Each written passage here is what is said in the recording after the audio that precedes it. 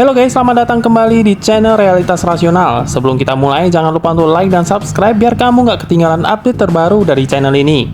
Oke, kalau sudah, mari kita langsung ke topik pembahasan kali ini. Akan menanyakan kembali kepada seluruh peserta sidang yang terhormat, apakah rancangan undang-undang tentang Kitab Undang-Undang Hukum Acara Pidana dapat disetujui untuk disahkan menjadi undang-undang?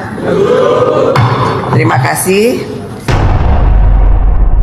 DPR resmi mengesahkan RUU KUHP, meski menuai protes besar dari masyarakat sipil, mahasiswa, dan aktivis hak asasi. Lalu, kenapa banyak orang yang menolak? Koalisi sipil menilai beberapa pasal dalam RUU ini sangat problematis, seperti pada pasal 16 yang memperluas wewenang aparat, di mana teknik penyelidikan termasuk operasi undercover dan pengiriman di bawah pengawasan, yang sebelumnya hanya untuk kasus narkotika, kini bisa diterapkan ke semua tindak pidana, bahkan tanpa pengawasan hakim.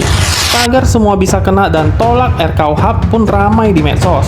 Gelombang protes ini sebenarnya sudah muncul sejak Februari 2025, tapi memuncaknya setelah DPR mengumumkan pengesahannya.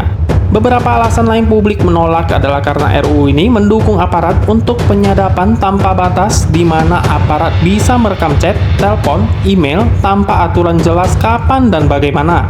Lalu aparat juga bisa membekukan rekening dan akses digital sepihak tanpa perlu izin dari hakim. Tidak sampai di situ, aparat bahkan bisa melakukan penyitaan HP, laptop, data elektronik, bahkan bagi orang yang belum menjadi tersangka bermodal feeling mencurigakan.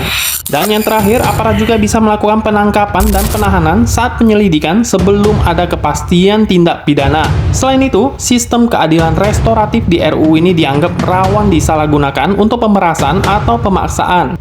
Sementara pelindungan bagi penyandang disabilitas dan perempuan hampir tidak diatur dengan jelas. Sejumlah kasus nyata memperlihatkan kekhawatiran ini bukan sekedar teori. Salah tangkap, penyiksaan, dan penahanan sewenang-wenang masih terjadi di lapangan. Bahkan sebelum RUU ini disahkan. Bagaimana mungkin dengan kondisi aparat yang dengan wewenang sekarang saja bisa banyak praktik abuse of power ke rakyat sipil, apalagi kalau diberi wewenang lebih? Mau jadi apa kita sebagai rakyat sipil ke depannya? Dan parahnya lagi, kata Ibu Puan Maharani menegaskan bahwa pengesahan ini sudah melibatkan diskusi terhadap beberapa kalangan publik. Tapi bohong. Kalau memang iya, kenapa banyak yang menolak? Kalangan publik mana yang dimaksud?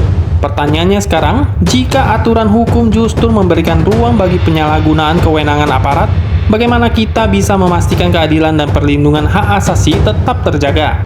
Apakah kita akan diam atau ikut mengawasi proses hukum di negeri ini? Nah, jadi bagaimana menurut kalian? Kalau kalian merasa informasi ini penting, jangan lupa like, subscribe, dan share video ini ke teman-teman kalian.